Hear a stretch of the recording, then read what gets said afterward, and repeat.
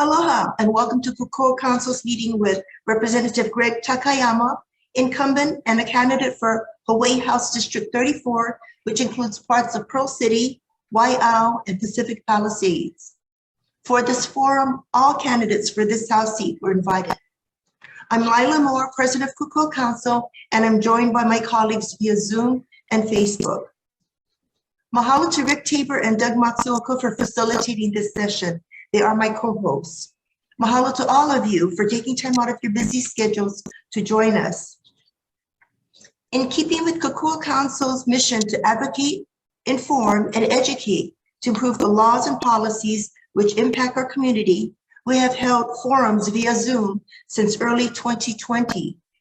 This year, as we did in 2020, we've offered candidates, regardless of party, money, affiliations, or other advantages, to meet their challengers on a level and fair field for the seats they seek. So today we have Representative Gregg Takayama. Let's start with a 5-minute introduction from Representative Takayama, and this would be followed by questions from Kokua Council's membership. All right, Greg, it's all yours. Well, thank you so much, Lila. I really appreciate and I'm honored at the opportunity to speak with you folks, Kokua Council, and your guests. You know, every 2 years, we in the House put ourselves up for election, which basically gives the voters a chance to hire or fire us. So I think of forums like this as a job interview, and it's really the voters who make the decision as to whether we are worthy of staying in office or not. And it's a big decision among many others you have to make. And so I really enjoy the opportunity to talk to as many people as I can. You know, for myself, I've been in the State House for 10 years. In my former lives, I was a TV journalist at KHON Channel 2.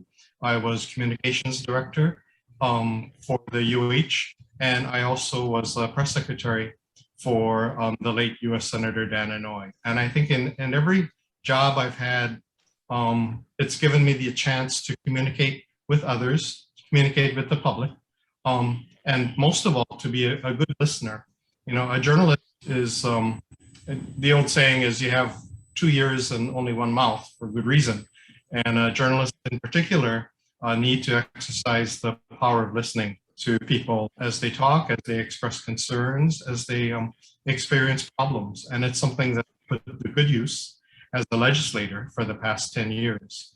You know, I didn't always plan to be a legislator. I decided to run for office at the age of 59 because after working in state and federal government, after working in communications, I thought it was time to give back to the community, in particular, my community of Pearl City. You know, I thought there were things I could do with my experience in government, with my knowledge in communications, and most of all, with my listening to the community, that I could achieve for Pearl City and the rest of the state. I'm glad of the record I've put together in senior issues, in higher education issues, lower education issues as well.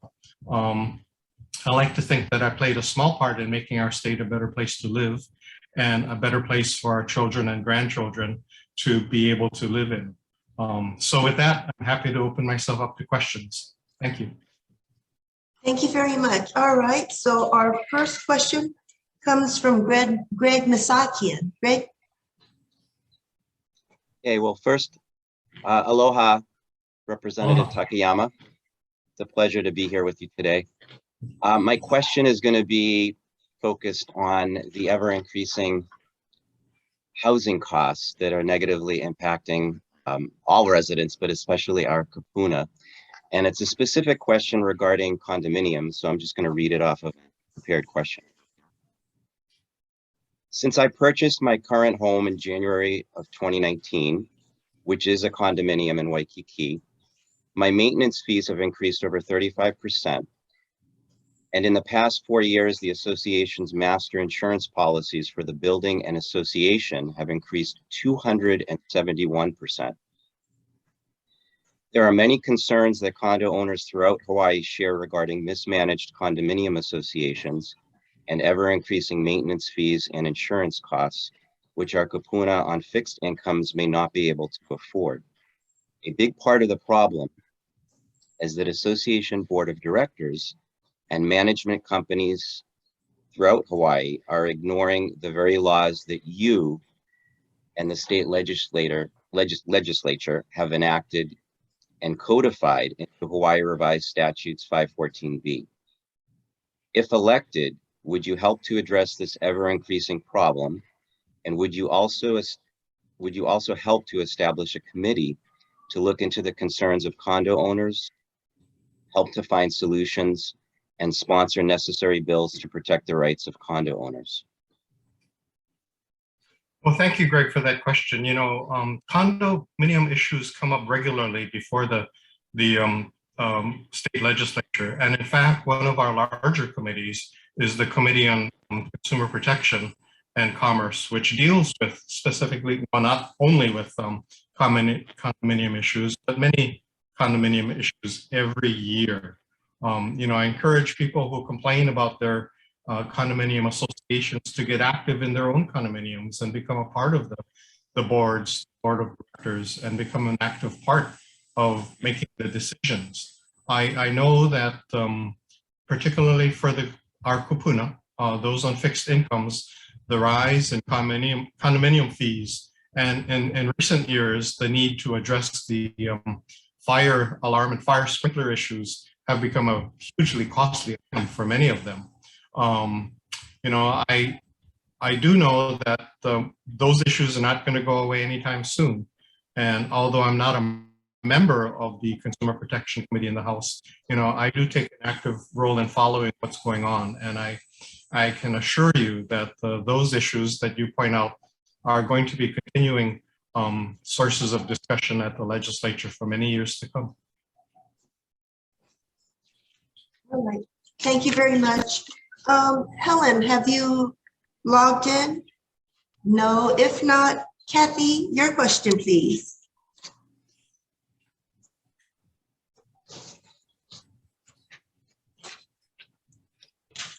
Kathy Wyatt? I'm sorry, couldn't find myself. Good morning, Greg. How are you doing? Hi, Kathy. I've known Greg as a very involved representative of his district for over 7 years. When I first started my adult daycare center, he was so kind as to come to my grand opening. And he's come to a couple others since then on our anniversary. So I really appreciate his involvement and concern about kūpuna. One of the things that I want to talk to you about was, or ask you about was, as a provider for Medicaid clients and my colleagues as well in our adult day center organization for Hawaii, want to give to the community. We want to accept the kūpuna that are on Medicaid. But the reimbursements are deplorable. They range from $44 a day to $84 a day, so there's no consistency. It's the same services basically. And I want to find out if there's anything that you think can be done to regulate the amount of reimbursements for providers, not just adult daycare, but any providers. Because I mean, can it not be standardized for each company, or is that not an issue? And that's my question. Yes, thank you, Kathy. That's a good question. Medicaid reimbursement, we face the same problem, you know, with our health services and physicians. The amount of reimbursement is a huge issue for them as well. It's certainly something that we ought to address with the cost of operations for care facilities like yours and others across the state. I can see where reimbursement needs to be a realistic amount for all of you to stay in business. And you know, we cannot afford for you to lose services like yours, which are crucial in taking care of our kūpuna. And so it's definitely something that you know, I would encourage our committees to look at should I have the opportunity to be reelected. It's a great issue that you know, is all the more important with the increasing costs of labor and operations and equipment and supplies in our state. I have no doubt you'll be reelected, but I also want to let you know that Senator Mower is also interested in this issue too. So I just want to throw that out to you. Thank you so much. All right, thank you, Kathy. Larry Giller, are you here with us? If not, I guess the next question is mine. Rep Takayama, Pearl City is, as you said, one of the happiest places. I forgot the stats you gave us, but I do remember running around the community with no doors locked or anything like that, a very safe community. When I go online to this website called Crime Mapping, there's this huge difference between what I see in your district and my district of Kaka'ako, which makes me nostalgic for Pearl City. Crime is really an issue for all of us. We've seen an increase in crime during the pandemic. And kūpuna have been, I don't want to use the word targeted. I know that there was a measure that increased penalties if someone harmed a kūpuna, but I don't know if that measure was really effective. What can be done? What do you suggest? Well, thank you, Lila. Great question, and very timely one, because during the middle of this past legislative session, I actually did a community survey of important issues, that are important to our Pearl City community. Number one issue by far was, of course, the water safety at Red Hill. Number two was crime. And you would think, as you mentioned, that crime rates being what they are in Pearl City, which is very low. Let's face it, across the state, Hawaii actually does have one of the lower rates of crime in the country. Violent crime, very low. Gun violence, the lowest in the country. Property crime, however, is a concern. And it is what is fueling, I think, a lot of public concern about public safety. Burglaries, thefts, thefts of catalytic converters recently, which we addressed in a law that just got passed. These are all valid concerns, and they include residents in Pearl City as well, obviously. The Crimes Against Senior Bill, it went into effect last year.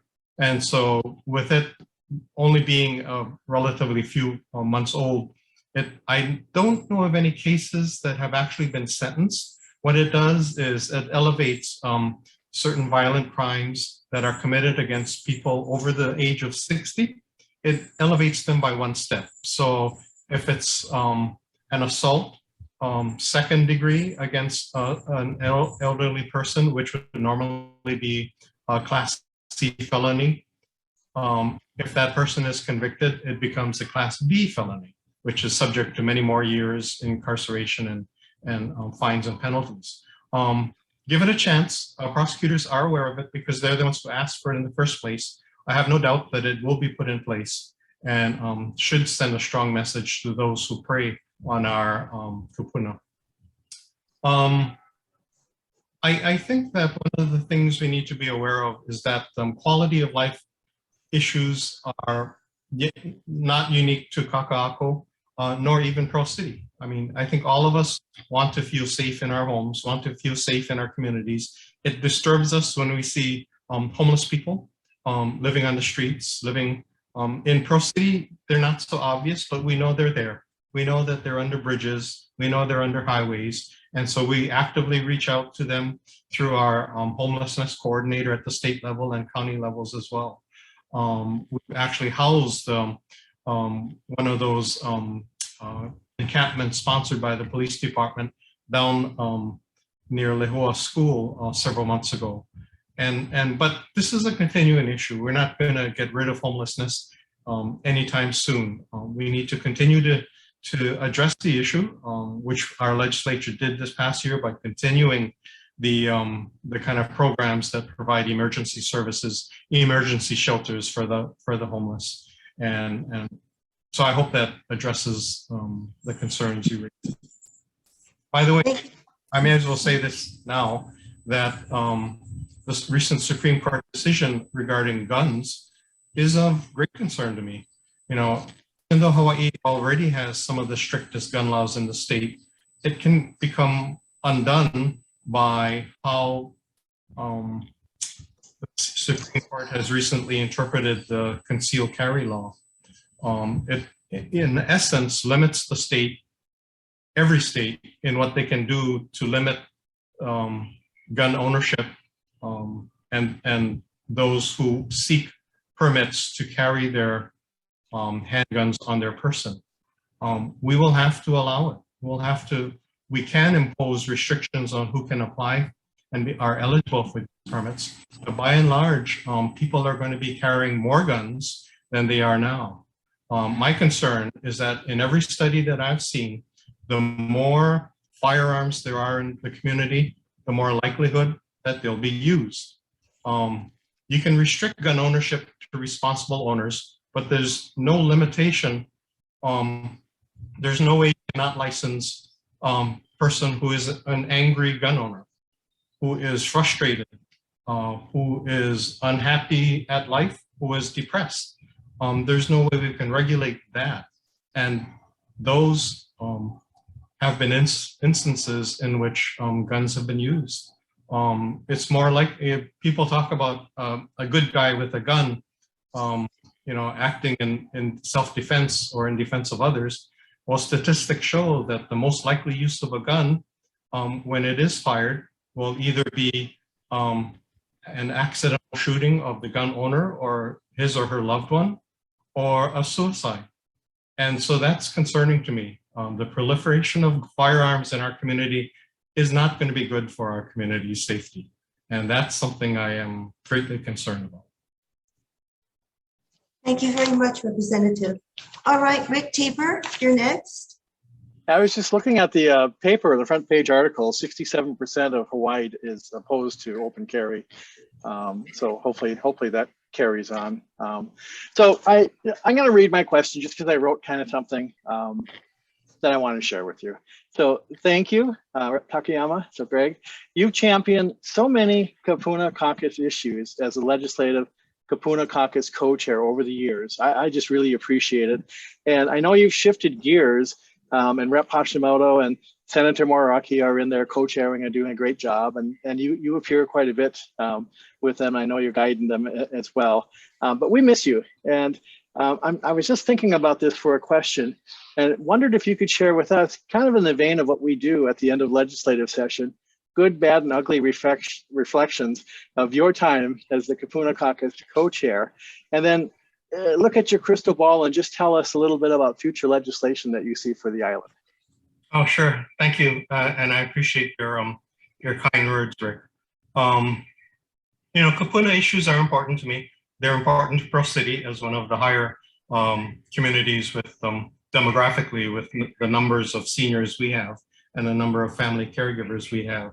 But, you know, in looking at the big picture, you know, I've never lost sight of the important fact that we are, as legislators, really incumbent on us to prepare for the future.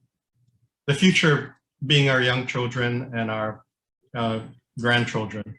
And the reason I think about it is because of the fact that a couple months ago, let me tell you this story. My wife and I went to visit my daughter in Oregon, and she was telling us that she has to put her computer tablet high above, out of the reach of her daughter, because our granddaughter would grasp the tablet, turn it on, scroll through the apps, and find her Elmo app, which is one that when you press it, engages Elmo in talking to you. And that was her favorite thing. My granddaughter was 1.5 years at the time. So you think of 1.5 years young person being able to manipulate a computer. It was just astounding to me and really eye-opening for two reasons. One is that I thought that, you know, come 7 or 8 years from now, she'll be doing things I can only imagine with the computer.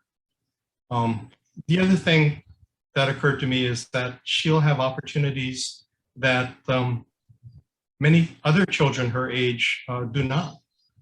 Think of our homeless, as we talked about, who much less don't have computers, they may not even have electricity or running water. And so there's a digital divide that we often talk about that in very real terms divides the haves and the have-nots. And the reason I think about my granddaughter in 7 or 8 years is because that's the 4th grade. And I recently read a study that said that if a child does not learn to read by the end of the 4th grade, there's a 2/3 chance that he or she will end up on welfare or in prison. And so that to me is something that gives me great concern. It's something that we as legislators need to address. Making the internet accessible, affordable, and available in an equitable way to everyone in society, to me, has to be number one, because that addresses our economic opportunities for young people. Everything is going to be technology based. You know, my grandparents grew up on the plantation. My parents couldn't get away from it fast enough, and became the service industry like most of our economy is based on. Well, the future will be technology based, and if our kids are not ready for that, they face a very dark future indeed. So I strayed a little bit about kūpuna issues, but to me, it's all relative. You know, we need to ensure that our young people are economically well off, because they're the ones going to be caring for us. We want to be assured that they're well off and are able to afford to live here in Hawaii. And I hope for one day my daughter and her daughters are able to come back and live here, because right now they cannot afford to do so. So we got a little bit away from kūpuna issues, but yeah, that's kūpuna issues are never far from my mind, and they'll always be an important part of what I do as a legislator now and in the future. So thank you for that question. Thank you, Greg. Let's see, is Barbara here? Okay, I don't see Barbara.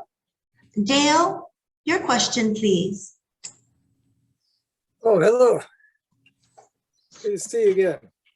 Hello, Dale. Thank you for your many years of service. I used to like Thank to watch you as a newscaster on TV. Yeah, I forget how many years ago that was. 20 years ago. Back to this perennial battlefield of condominium association management. That 514B runs over 90 pages. The state does not enforce it, so it's really voluntary.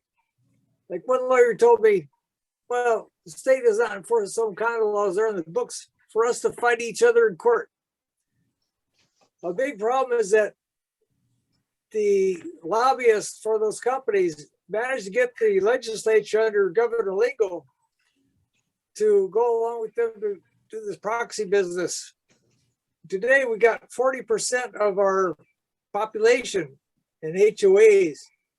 Less than 20 years ago, 19 years ago, it was only 20%. So we're moving in the direction of having half of the population HOAs. It would be nice to have the right to vote. And that's withheld from a lot of people unless they can attend the meeting in person. All right. So my question is, would you be willing to introduce a bill to confer voting rights on people who cannot attend the meeting and testify in favor, actually support it? Because most of the time, people introduce a bill at the legislature are silent. Once they introduce it, we never hear from them again. And I've seen recently where the governor and a lot of department heads have provided testimony and stuff they want passed. Well, I'm not aware of any rule against legislators offering testimony on a bill that they introduced. So would you introduce such a bill and support it? Thank you. Well, thanks, Dale. You know, I'm happy to introduce any bill that you request me to. But let me tell you a little bit about the legislative process. The ultimate power in the legislature really rests with the chairs of the respective committees. You know, I know that you introduced a bill this past session dealing with voting in condominiums, and it did not pass. It's so important to have the support of the respective chairs of the committees in both the House and Senate. If you want a bill to be legitimately heard and seriously considered. I'm chairman of the House Higher Education and Technology Committee. And when I'm asked to introduce a bill in those areas, you know, I have done research because, you know, I've had to introduce the bill and I know a little bit about it. The same thing can be said for the chairman of every other committee in the legislature, that when you ask a chair to introduce a bill, he or she would have read it and be familiar with it, and you would have had the opportunity to make the case for passing the bill. I'm not a member of the committee that, well, I'm not currently a member of the committee that deals with condominium issues, but I would encourage you to, whoever that person is in the next legislature, to make contact with him or her and to press the case then. Because, you know, a great deal of legislation is, how shall I put it? Many of the decisions are made even before the first hearing is held and I probably shouldn't say that, but it's true. If a chairman is familiar with the bill and supports it, that bill is and the case is made when that bill is introduced, you know, you stand a much better chance of getting it passed than for someone who is not affiliated with the committee and knows almost nothing about the subject.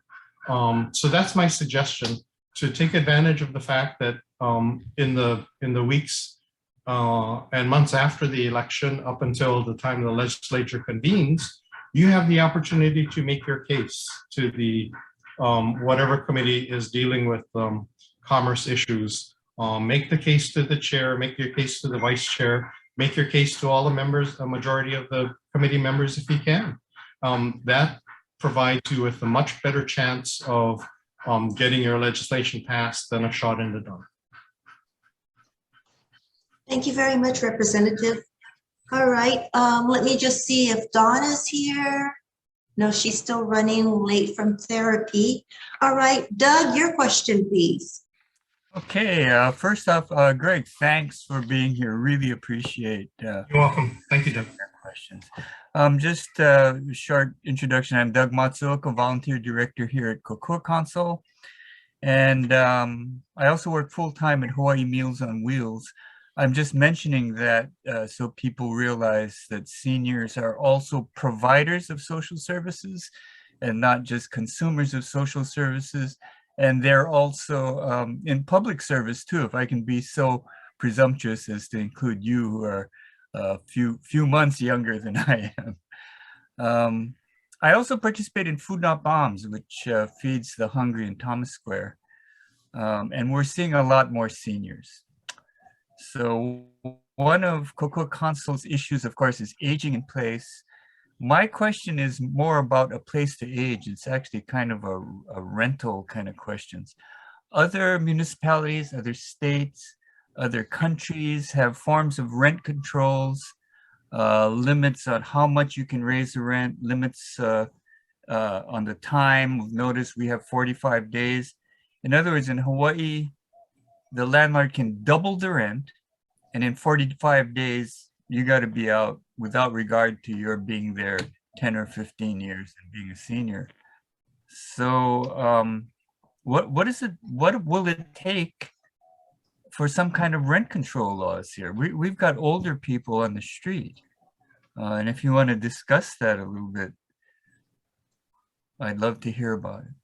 Yeah, thank you, Doug. You know, that's a great issue, and it's come up before in the legislature, the idea of the notion of rent control, and it's met with stiff resistance. There are not many places outside of New York that have rent control, and I think the case can be made for good reason, because it tends to stifle the incentive to build housing.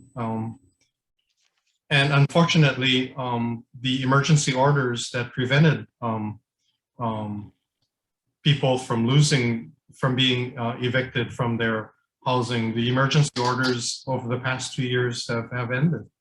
And so, you know, that is an important issue, and it's not unrelated to the condominium issue that we talked about a few minutes earlier.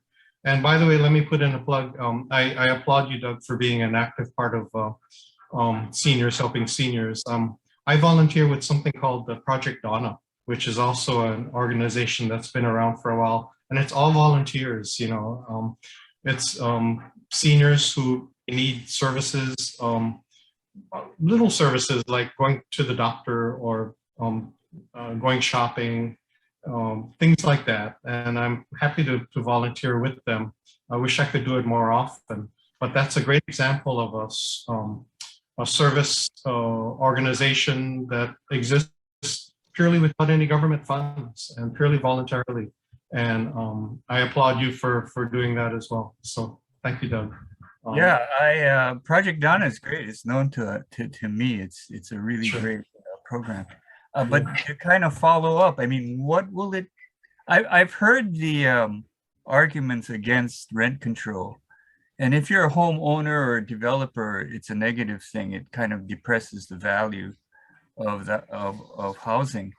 But we're in a place right now where we've got the rate of housing appreciation is just gigantic.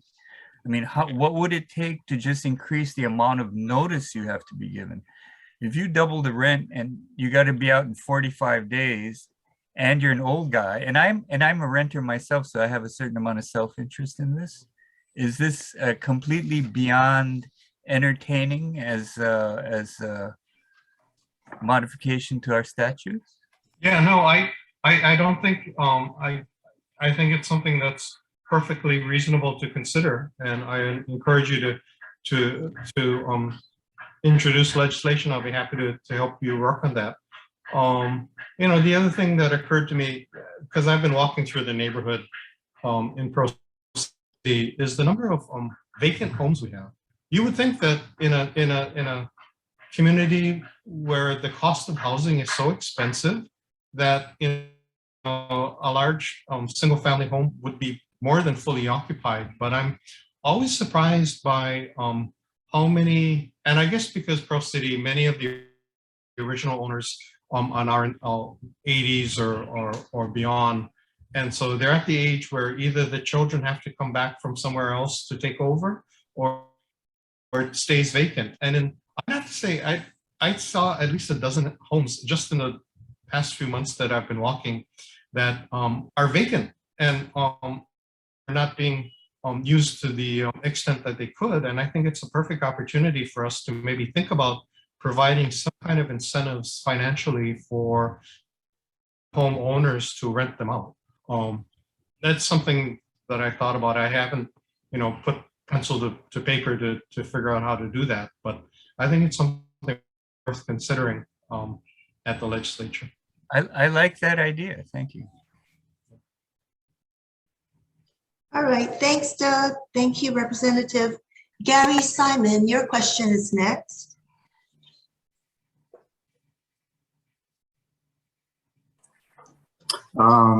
Thank you, Greg, for joining us today.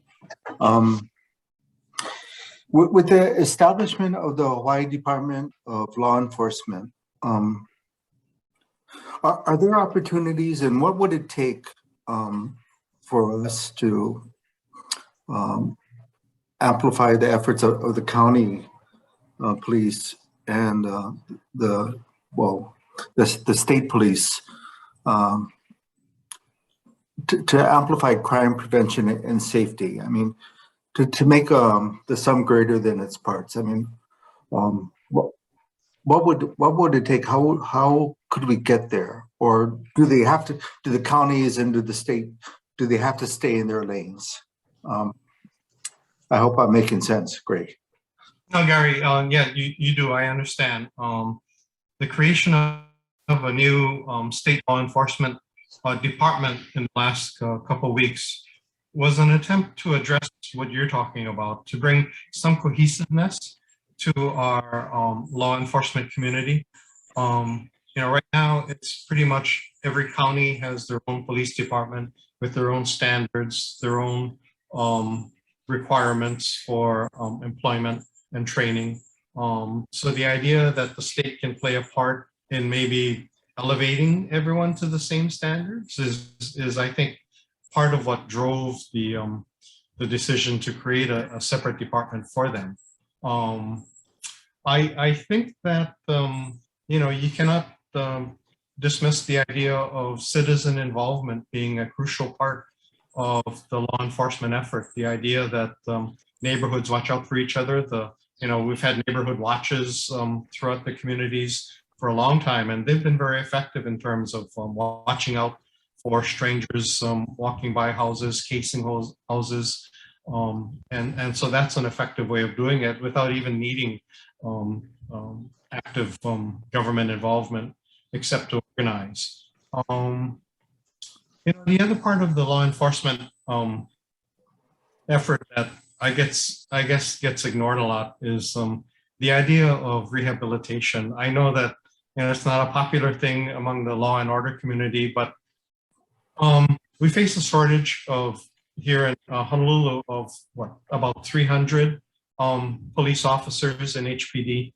Well, we have almost double that amount of shortages in our corrections division in terms of those correctional officers who man our jails and prisons. And what that means is that our inmates and detainees are often denied the opportunity to avail themselves of services, rehabilitation services, like learning English, like learning computer skills, like learning vocational opportunities that would help them lead productive lives and not go out and commit a new crime, as 1 out of every 2 of our inmates do. We could easily do a lot better in terms of preparing our inmates to lead productive lives when they get out of jail or prison. And one important step in it is, and I'll make that plug, I think we need to build a new OCCC here in Oahu to replace the almost century-old facility we have there now. There's no room for rehabilitation services. There's no room for vocational services. There's no opportunity for inmates to come out better than they go in. The opportunity to build a new facility at Halava at the old pet quarantine station is huge. We've cleared the environmental impact statement. What we need now is the funding and the will to go ahead. It's not going to be cheap. It could be $500 million or more, but it's something we cannot afford not to build for the future of our community, for the future of our own public safety. Thank you, Greg. Sure, Greg. Thank you very much. All right, Greg Misakian, your next question, please. Thank you for an opportunity for a second question. I don't want to focus too much on crime, but unfortunately, with some recent developments in my neighborhood, and I know from what you've indicated in Pearl City, it's a more favorable environment for living where there's less crime there. But I want to ask just one focused question, and I'll lead up to it. In just the past week, we've had a shooting just across the way from where I live, and I could actually hear the gunshots. And we've had, you've probably seen it in the news, local 7-Eleven, which is my neighborhood 7-Eleven. There was a knife situation, or a sword, I should say. It was actually a machete, where someone's hand was cut off, and that's still under investigation. It appeared to be an employee, but I don't know the full details yet. That is in jail, that did it with a customer that came in. So we've had some very violent crimes in just 1 week. Throughout Hawaii, there's been a number of news reports where there have been other violent crimes. As you probably have seen, there was a murder on the highway of a pregnant woman and other things. This is in just a very short period of time. And so my question, which is really to focus on the solution, I realize there's guns involved, there's swords or machetes, there's knives. You don't need a gun to kill someone. And we've had 2 deaths, I'm sorry, 1 death, I apologize, and one injury. We don't know the condition yet of that person. So recently there was House Bill 1567, cash bail reform. And this is my focus question. With all that I've said to you, and this is Waikiki, this is Honolulu, I've experienced this as long as I've lived here with crime and all in the neighborhood. And I don't let my significant other walk out a lot of times alone at night, most of the time.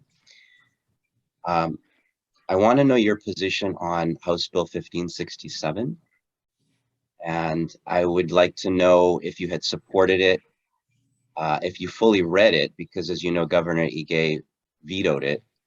And if it came up again in the House, would you support a different version of it? Because as we know, there's a lot of repeat offenders, and the concern is that they're going in to jail and they're getting out the next day. So that's my question. Yeah, thank you, Greg. That's a very timely question. I was formerly head of the Public Safety Committee in the House.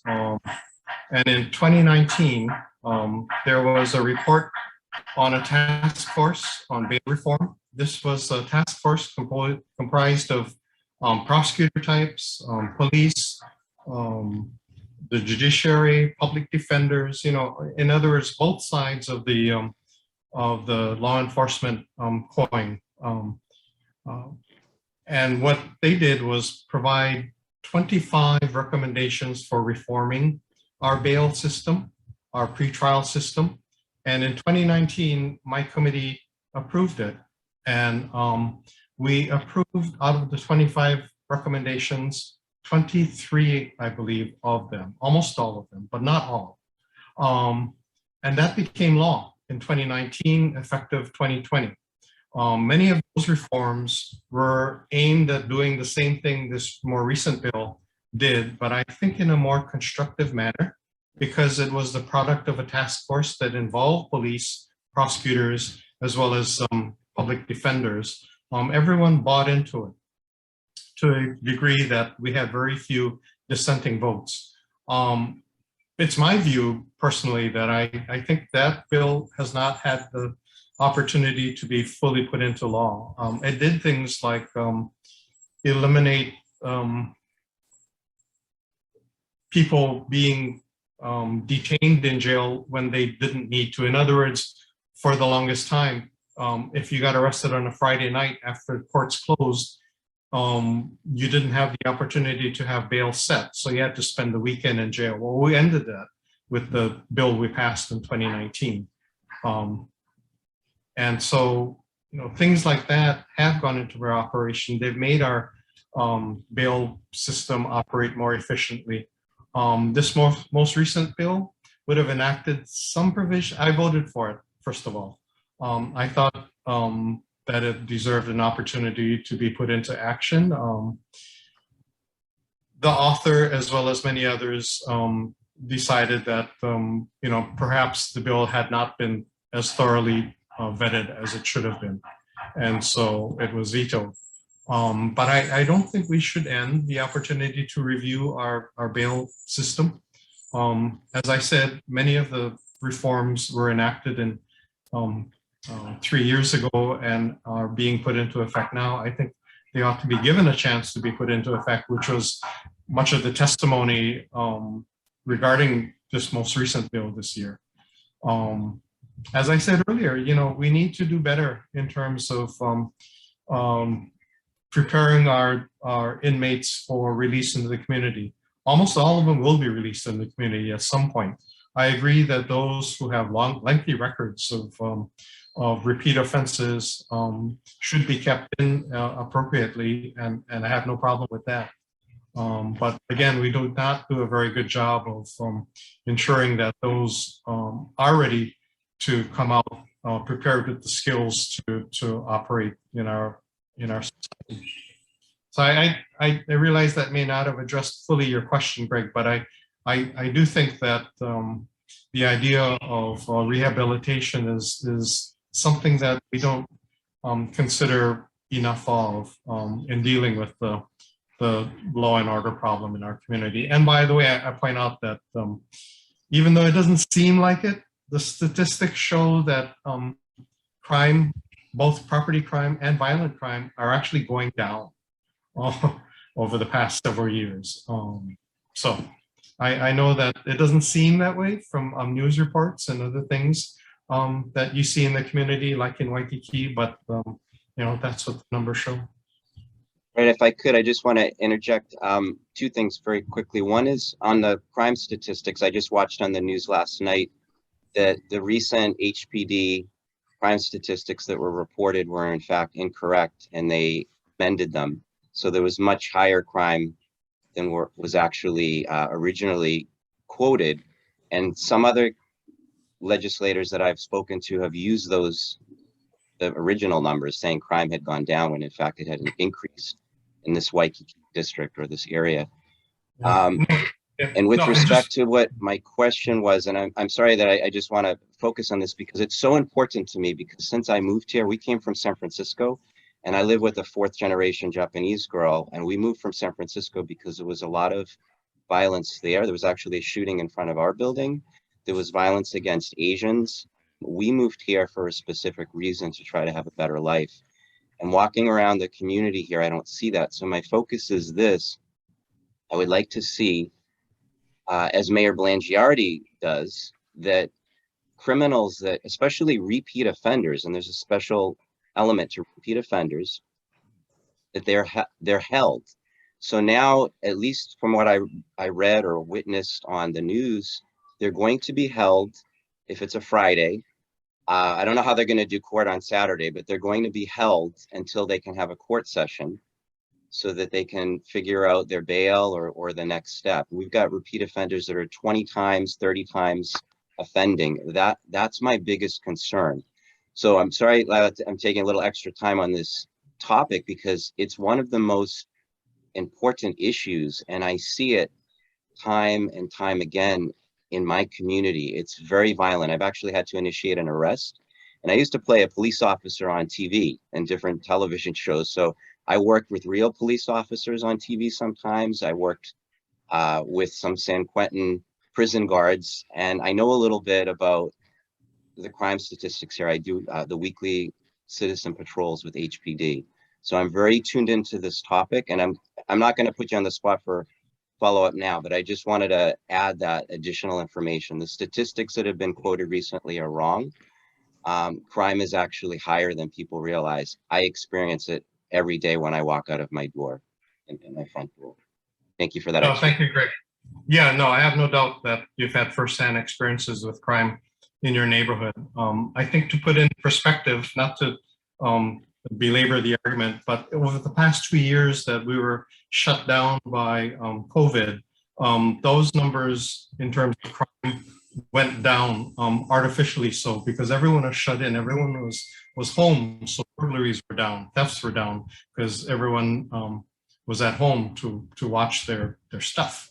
And now that society has reopened, yes, numbers are up, but then they're up compared to the past 2 years. But if you look at the long term, numbers overall are still, our crime numbers are down when you look at the long range picture over the past many years. And again, you know, I think that I have no problem with repeat offenders, as I said earlier, you know, being left in jail because they are at risk of reoffending if they're let out. No problem with that at all. So thank you, Greg, for that question. Thank you, Representative Greg and Greg. All right, our next question comes from Kathy Wyatt. It's me again. Yes, Kathy. One of the big topics going around, not just in Hawaii, but nationally, is the workforce shortage. But especially here, we are so short on caregivers in hospitals and nursing homes, home care, whatever. So my question to you is, in your opinion, do you think there's any way the state can offer tuition help to people that would be interested in going into healthcare or the caregiving industry, so that those of us that offer care, offer services to kūpuna that revolve around care? I don't know where to finish that sentence. Anyway, do you think there's any way the state would jump in to offer some kind of scholarship money for those people? No, yeah, thanks. That's a great question, Kathy, and very timely because, you know, over the past 2 years, I've chaired the Higher Education Committee. And this past session, one of the important things we did was address the shortage of health professionals in our community, nurses as well as doctors. In terms of training nurses, you know, we don't face a shortage at the University of Hawaii. We don't face a shortage of people who want to become nurses. We face a shortage of faculty members who can train them to become nurses. We face a critical shortage of that. So this past year, we provided several $1 million to add 39 more nursing instructors to our community colleges on the neighbor islands, as well as our 4-year campus at Manoa, to specifically train more nurses to make up for the shortages that we face now. It's not going to solve it immediately because they have to go through the whole process of nursing and such, but I think for the long term, it offers some kind of relief. Similarly, for our medical doctors, this year we passed a bill that provided JAB some $7 million to enable them to expand their graduate medical training residencies to the neighbor islands, which they have not done as much as they could have for lack of funds. And the neighbor islands is where we really face a critical shortage of physicians. So those two things I think are going to do something to help address our shortages in the health profession. We already offer loan repayment for nurses and doctors and counselors who agree to serve in underserved areas after they graduate. But I think your question leads to the fact that there are many students who cannot afford to attend college in the first place, and we're missing them as possible entrance into the nursing and physician field. So if we need to provide some kind of financial incentive for those to be able to afford attending school in the first place, attending college and 4-year universities, and make it more economically feasible for them to go through the years of training. The same thing could be said of our teaching profession too. I think perhaps one of the things, and I've been thinking about it, that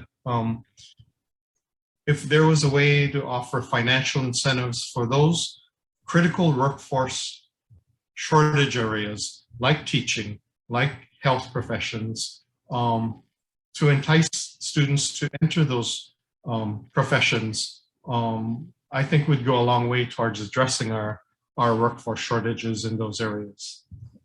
I appreciate that you are focusing on nurses and doctors, but the main workforce shortage is for CNA, certified nursing assistants, and just nursing assistants.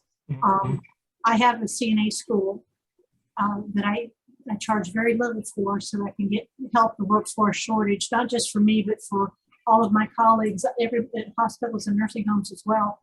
So I'm looking at people that are not going to nursing school and not becoming physicians, but people that want to help seniors and that sort of thing. So I want you to please include that in your focus, as well as nurses and doctors. Sure, good point. Thank you so much. I have to leave, and I really appreciate talking to you today. I have another appointment, so mahalo and aloha. Bye, Kathy. Thank you, Kathy. All right, I don't think Larry joined us, so I think I'm next. This topic is controversial and people really are uncomfortable when I bring it up, but we've been reading about a lot of corruption, pay to play, so forth and so on, campaign spending, all those things in our government. And there is a lot of distrust in our government.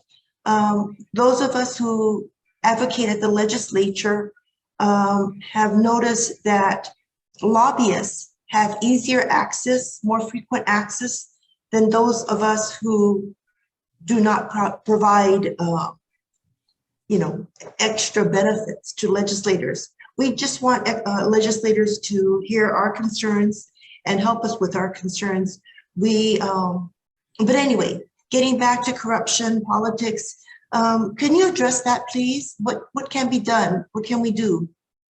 Yeah, thank you, Lila. First of all, the idea of access, I agree that was unfair during the time that the Capitol was shut down. That visitors were allowed if a legislative office signed them in. And you're totally right. That gave access to those lobbyists who were familiar with legislators and shut off access to lobbyists who were not. And oftentimes these were community advocates like you who may not have had a specific legislative reason to visit. So yeah, but now that that's changed, now that the Capitol has reopened, I think that's a shift in the right direction. In terms of corruption, we have strict laws on the books against bribery, against corruption. And those who violate them should be punished appropriately. And, severe punishment to me will be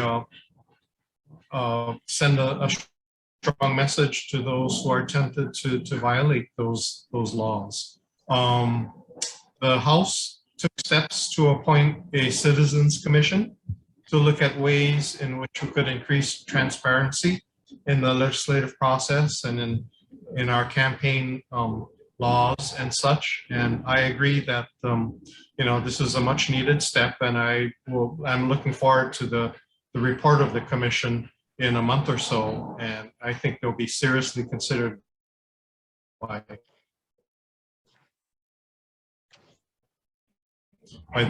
those of us. But yeah, I think it's the responsibility of each and every legislator to act in the interest of the public good and not personal good. And so I don't know what to say other than that.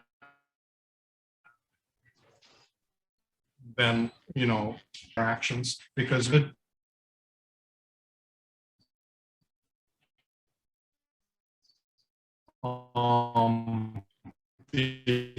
held to higher standards, because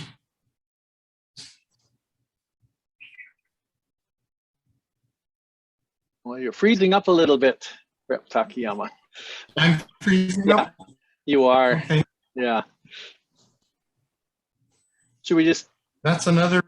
We need better broadband. We need better broadband. We need better broadband throughout the island, including Pearl City. Right. Go ahead, Rick. Okay. You feel good with what you did hear of the response? Off and on. Sorry. Okay. Oh, okay. I'm sorry. I apologize for that. I don't know. Oh, okay. But my bottom line message. Nope, you're frozen again. All of us as legislators should be held accountable. Yeah. Thank you. Sorry. Maybe I should stop talking. Okay.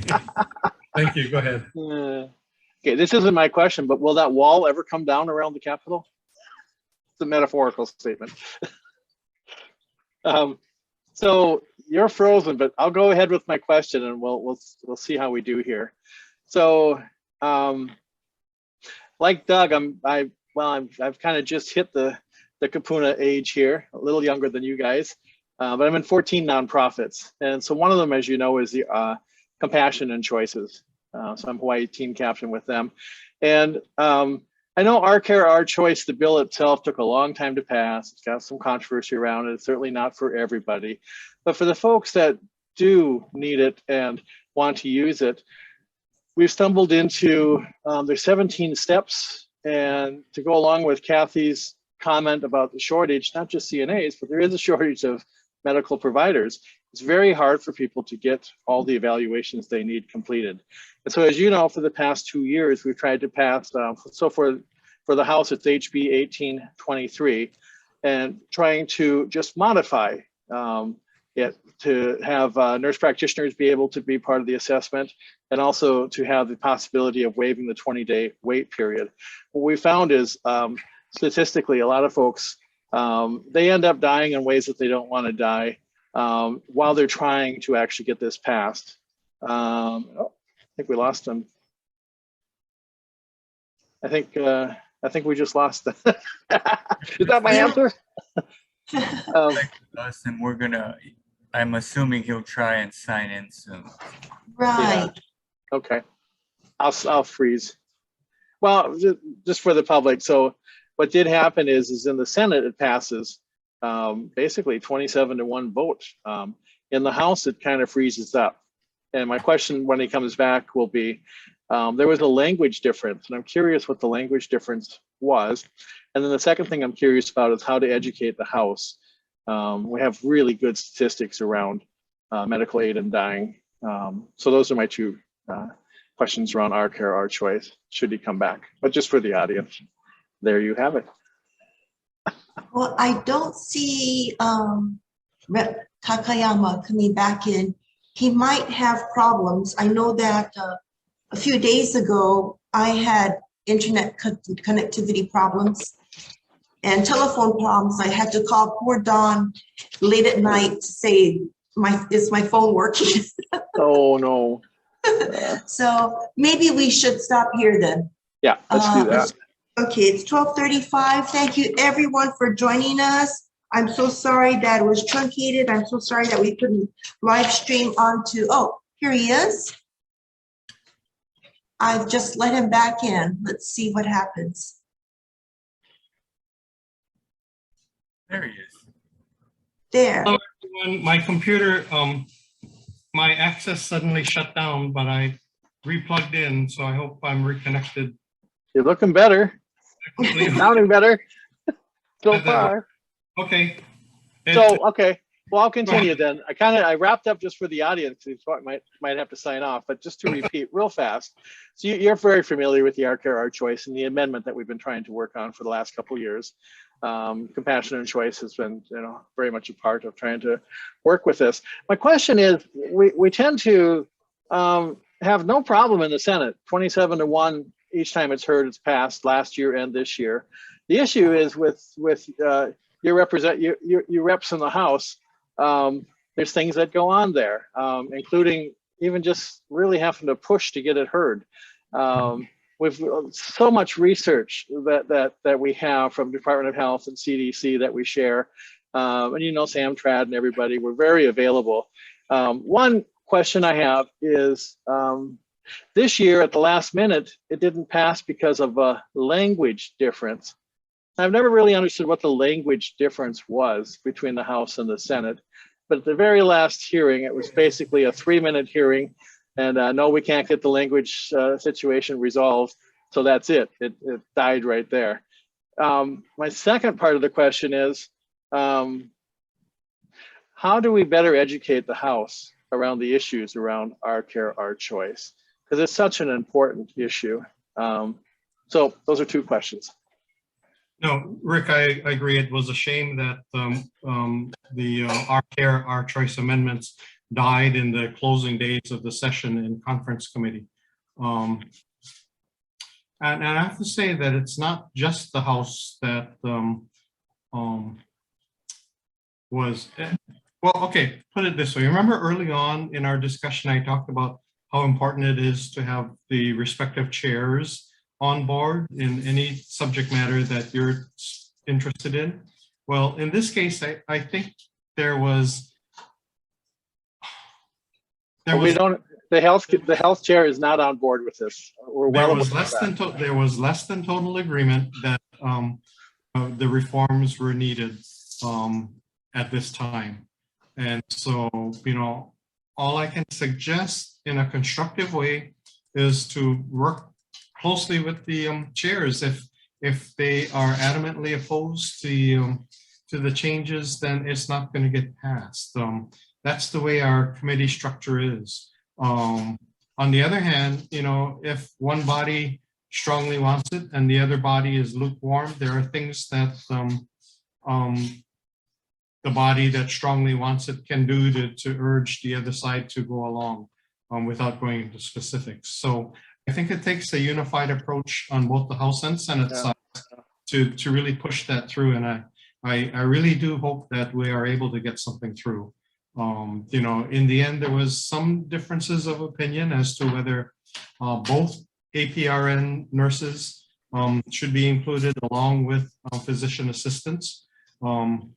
So there was a give and take on that, and in the end, it was all take and no give. So there's work to be done. I agree, but the changes are needed. Okay. You know, I'm going to say that, so the chair for the health committee also did not realize that hearing aids were not covered by insurances or Medicaid and Medicare. So how do we make sure that the folks that are chairing these committees are aware of what they're actually working with? I'm just going to go on a limb and say that. Your work begins when the respective committees are organized and the chairs are named. Yeah. I think the sooner you get started, the better off we'll be. Enlist as many supporters and allies as you can, and that's my advice in dealing with any issue before the legislature. All right, appreciate it. Thank you. Yeah. Thank you very much. All right, it's almost 12:40, so I'm going to ask Barbara, Dale, Dawn, Doug, Gary, if you have another question, could you please indicate with a raised hand icon?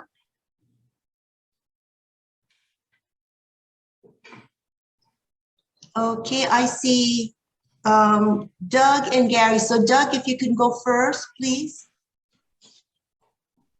Okay, I have kind of an easy question. I think it's, hang on, I think it's easy because you probably have an answer for it. And I'm surprised it hasn't come up yet. The rail. The city's gonna come to the legislature and ask for money for rail. What are you gonna do? You know, I've been a supporter of rail from the very beginning, and not simply because it runs through the middle of Pearl City, but because to me it offers the best opportunity of addressing issues like housing. You know, we talk about the opportunities to build high density housing surrounding every transit stop, and that's there when we can get our transit system up and running.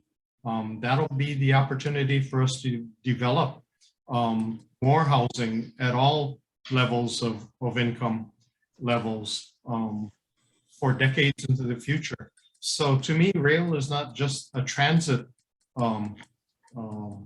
proposal, it's really a development proposal for the future of our island.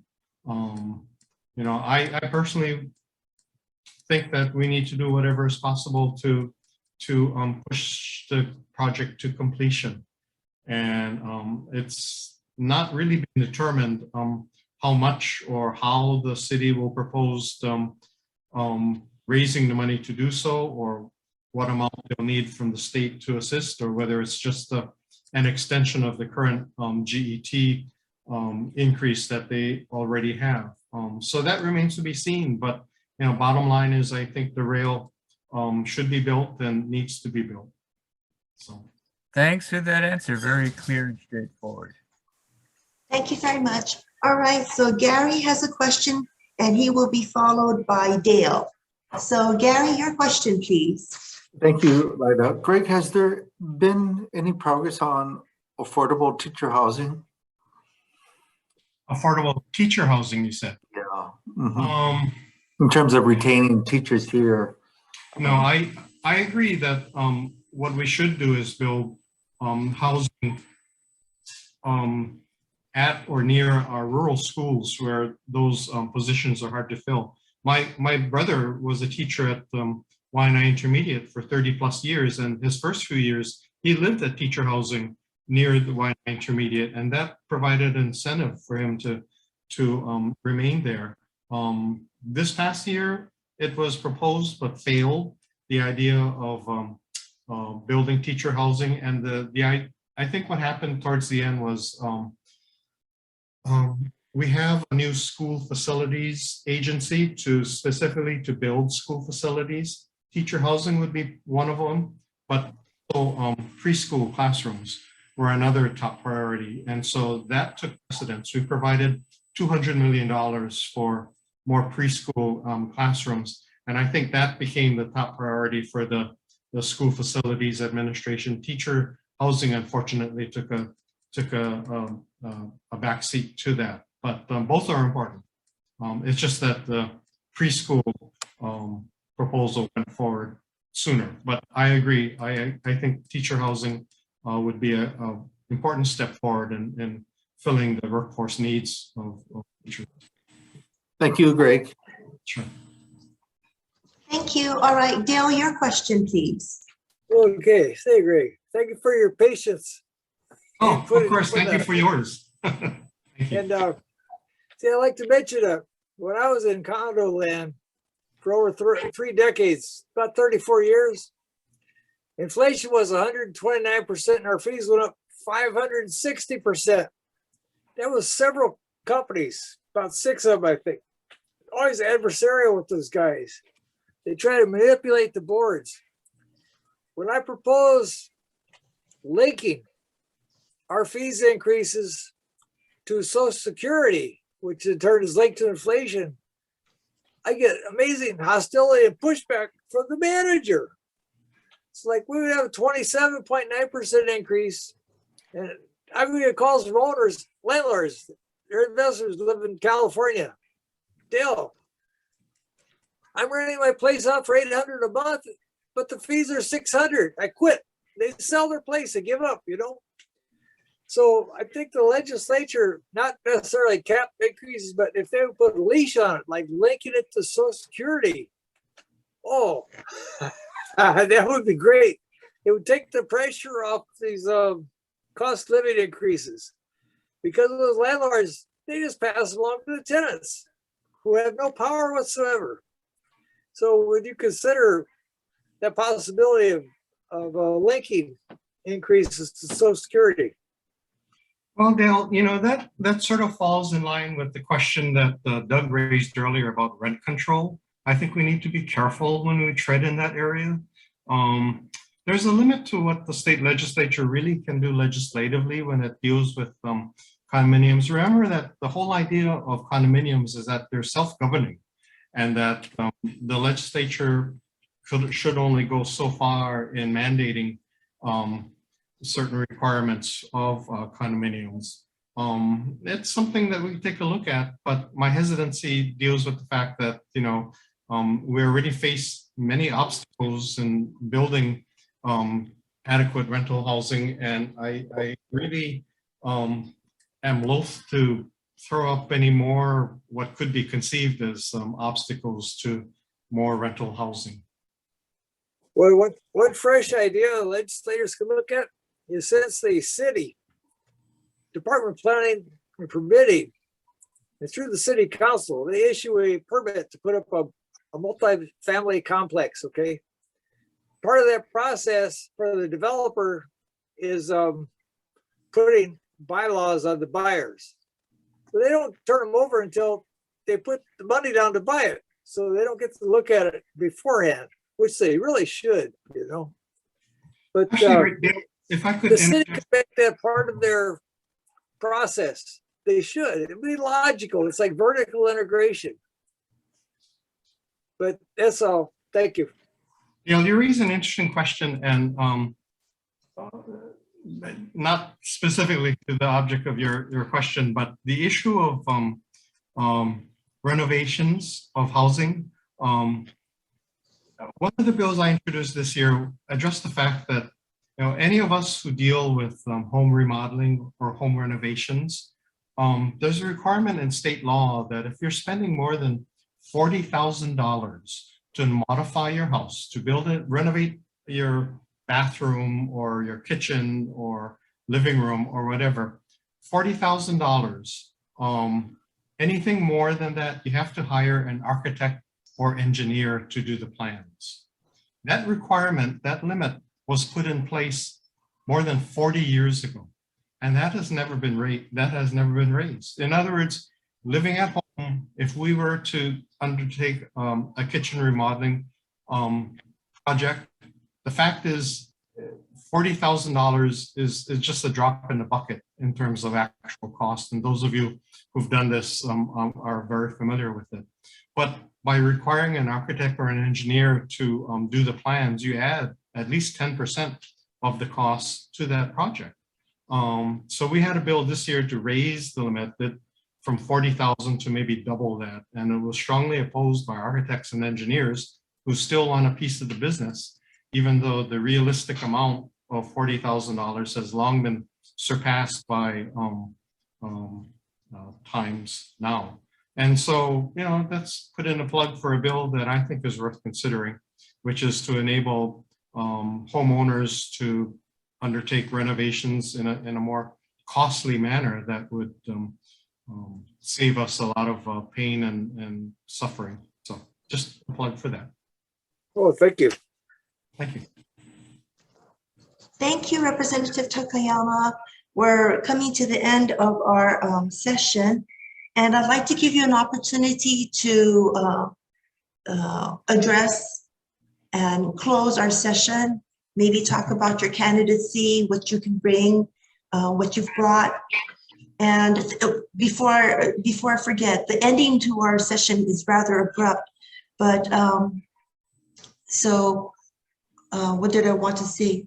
I thank you for the wide range of topics that you covered, and now the floor is all yours. Well, thank you. I very much appreciate the opportunity. Like I said, it's like a job interview, and I hope I addressed many of the issues that you had. Happy to include some of you current and former Pro City residents in the discussion.